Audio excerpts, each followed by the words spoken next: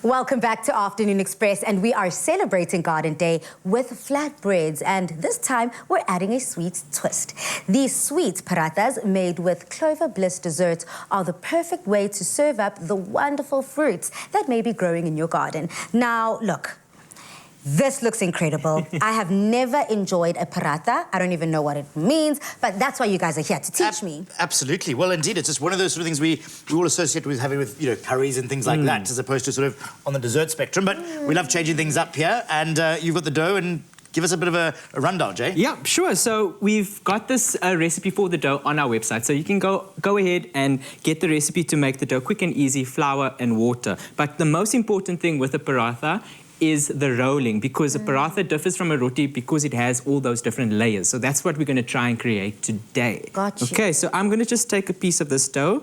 Now, this will be enough to make probably about 6 to 8 medium-sized parathas. Yeah. So we're just going to lightly flour our board. In fact, I'm going to move the board aside and I'm going to do it right on a clean countertop. So just a nice, lightly floured. Remember, you don't want to change the consistency of the dough. So I'm just going to maybe a bit more flour there. Okay, so I'm going to roll this into a circle. And then we're going to get layering it up.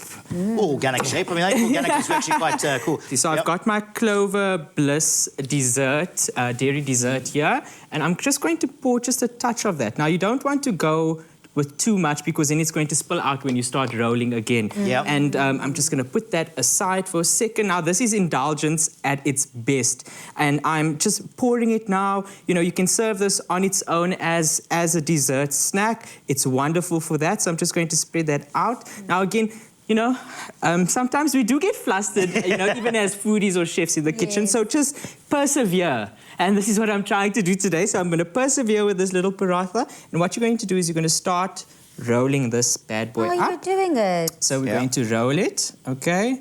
So you think it's almost like sort of, puff pastry, it's dough, butter, dough, butter, dough, butter, dough, butter. But he's basically making the same thing, but then rolling it back onto itself. Exactly. And then you're going to start now to you're going to coil it up. I like to coil it from both sides. Jeez. Because then what you can do is then flip that coil on top of each other. So what you'll want to do is do that with all of your dough. And what I like to do, Pali, before I start frying it off is just to get it into the fridge or freezer. You can actually freeze these and have them ready to go at any second. Now, I'm just going to put a bit more flour and we're going to roll. But while I do that, Chef, I'm going to pour some more of our Clover Bliss. So now we've got it actually in the actual dough and then on top there as well. Let's be generous with that. There we go. There we go. Fantastic. So all I'm going to do from there is you've got that you can just sort of smear over the top there. And then from there, you can go and do whatever you like in terms of on the top. A couple of, blueberries if you wanted to. What I find is actually quite nice is taking your blueberries and cut them in half. Okay. I know it's sort of a bit of a labour of love, but you've got a whole different colour and sort of texture coming through on there. And then you've got a little bit of strawberries as well. So you can just sort of layer it up and just sort of build it up as you go.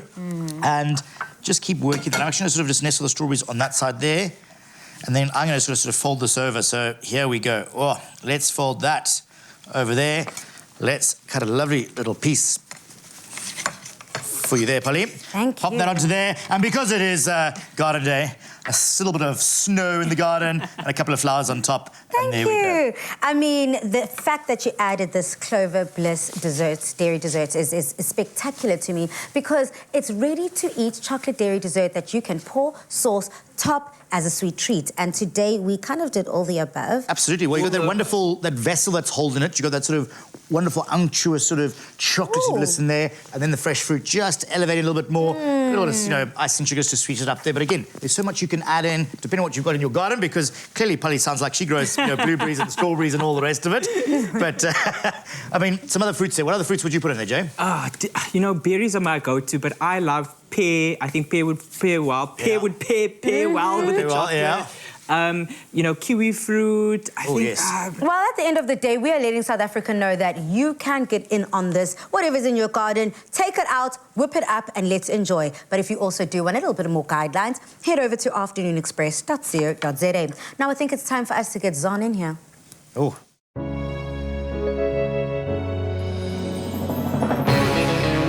With the creamy decadence of double cream bliss from Clover, yogurt has never been so irresistible. Made with love by Clover.